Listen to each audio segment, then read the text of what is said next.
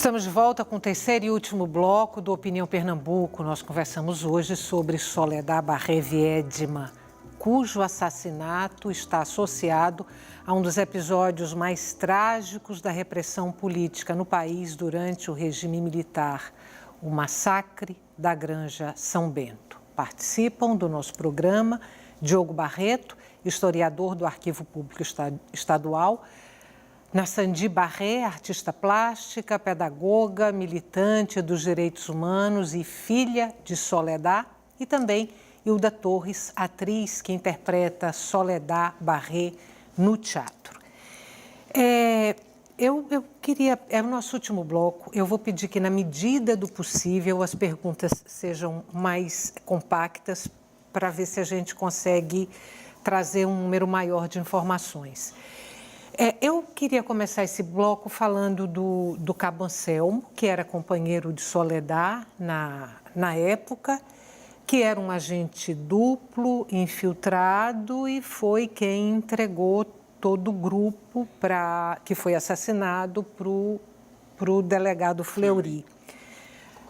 A versão corrente é de que ele se torna um agente duplo, ele era um militante de esquerda, se torna um agente duplo depois que ele é preso, ali no início da década de 70, acho que em 71. Segundo ele foi torturado e foi convencido pelo delegado Fleury, a partir daí, a mudar de lado. Ele passaria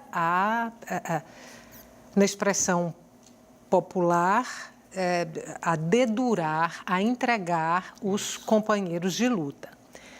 Alguns historiadores, Muniz Bandeira é um deles, levantam a possibilidade de ele ser um agente infiltrado desde o início, desde sempre. E aí, no caso, ele seria um agente infiltrado da CIA, já no governo João Goulart. Aqui no livro do governo João Goulart, As Lutas Sociais no Brasil, 1961-1964, Muniz Bandeira diz: o comandante Vacioli, da Casa Militar da Presidência da República, avisou a Goulart e ao seu almirante Mota que o líder do movimento, aquela rebelião lá dos marinheiros, que serviu de pretexto para o golpe militar, José Anselmo dos Santos, marinheiro de primeira classe e não cabo, como se celebrizou, era agente do serviço secreto, provocador, trabalhando para a CIA. Não se tratava de conjectura, e sim de informação oriunda da própria Marinha. Considerando essa possibilidade, era uma informação dentro da Marinha, já no governo João Goulart, antes do golpe, ele era um agente provocador a serviço da CIA, porque os grupos de esquerda demoraram tanto a perceber que ele era um agente duplo. Porque o treinamento de Anselmo, isso inclusive é falado por muitos membros da esquerda mesmo, o treinamento de Anselmo foi muito bem feito. E ele conseguia, de fato, passar despercebido pelos próprios companheiros de grupo. Então, ele conseguiu, de certa forma, se aproximar e articular tão bem a questão da luta armada com os que estavam próximos, que ele não deixava suspeitas. Uhum. E até muitos se surpreendem, inclusive um dos que foi um dos envolvidos no massacre da Chácara São Bento poderia desconfiar de qualquer outro e dizia não. Muitas vezes ele dizia, o Grariano até citou isso no depoimento que ele fez à Comissão da Verdade. No depoimento que ele prestou. E ele, o militante na época diz, não, o Daniel, não, jamais, o Daniel... Que era o nome que ele usava no grupo aqui. Exatamente, o codinome que ele usava durante o processo. E ele diz, não, o Daniel não, o Daniel é uma das pessoas de confiança, eu não posso nem estar falando o nome dele porque ele é uma pessoa do mais alto gabarito que vem para montar esse processo todo com a gente. Então, assim, ele tinha realmente um treinamento, ele tinha uma forma de se envolver com as pessoas que estavam próximas a ele. Você acha verossímil essa versão, essa possibilidade dele ser um agente da CIA? Visto que muitos documentos da CIA revelados posteriormente até pelo Wikileaks, o caso Wikileaks, mostram que existia a chamada Operação Grande Irmão, ou Brodessan, né, articulada pelo Lincoln Gordon e por outros agentes de Estado norte-americanos, que previa, inclusive, o caso de que João Goulart, na época, se ele não deixasse o governo, provavelmente o Rio de Janeiro teria o litoral todo tomado pela Marinha norte-americana com um sério risco de bombardeio. Alguma possibilidade do Cabo Anselmo, da morte do seu pai, também está vinculada ao Cabo Anselmo, já que ele era marinheiro, conheceu Cabo Anselmo na Marinha. A história hoje relata muitos casos de pessoas que foram presas, torturadas e assassinadas em consequência da colaboração do Cabo Anselmo com Fleury. Alguma possibilidade do seu pai também ter sido entregue por ele?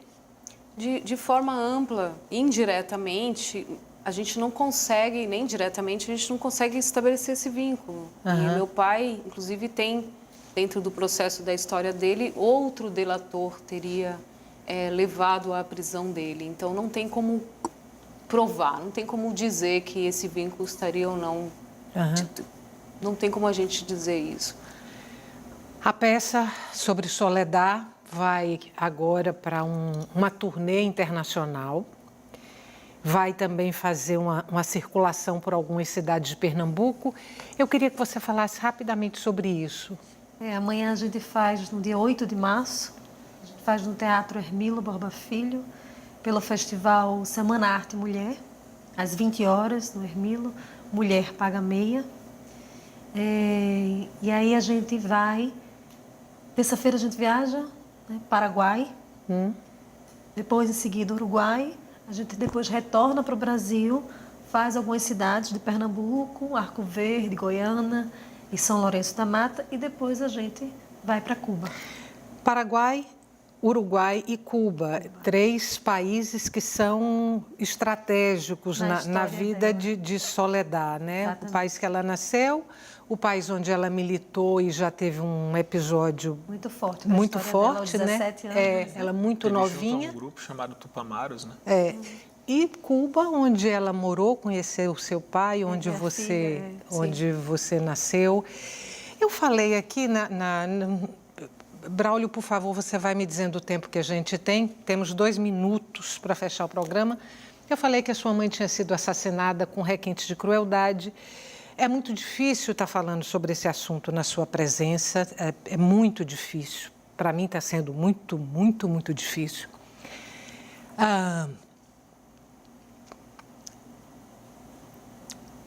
Como você lida hoje com a figura do Cabo Anselmo, que ainda está vivo, está na casa dos 76, 77 anos de idade, que está vivo e algumas entrevistas que ele deu uma inclusive para a TV Cultura, para o Roda Viva, ele tenta negar a gravidez de Soledad quando foi assassinada e o filho era dele, ele tenta desmerecer um pouco moralmente a figura de Soledad.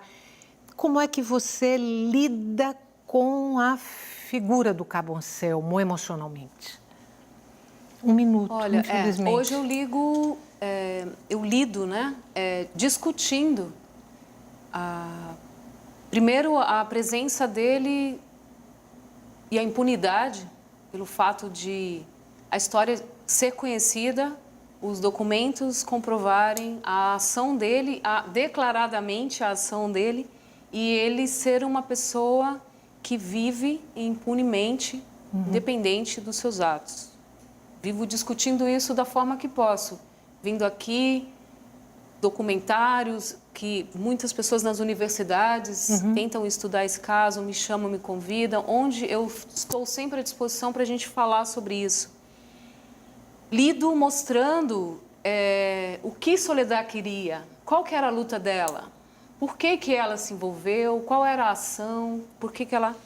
E demonstrando que o que ela sofreu não é a coisa certa. Então, a minha militância de direitos humanos é justamente trazer esse outro lado dentro de uma discussão e argumentos, né? Sinta-se convidada para voltar outras vezes. Na próxima vez vamos falar, inclusive, das suas poesias, porque não deu tempo. Eu só te apresentei como artista plástica, como pedagoga, mas você também é poeta. Tem livro de poesias publicado. Muitíssimo obrigada. Temporada linda para você. Gratidão. Aqui e fora. Espetáculo belíssimo, tive o prazer de assistir. Muito obrigada mais Nós uma que vez. agradecemos. E até uma próxima oportunidade. Gratidão também. Para você que está em casa, muito obrigada pela companhia até agora e o Opinião Pernambuco volta amanhã.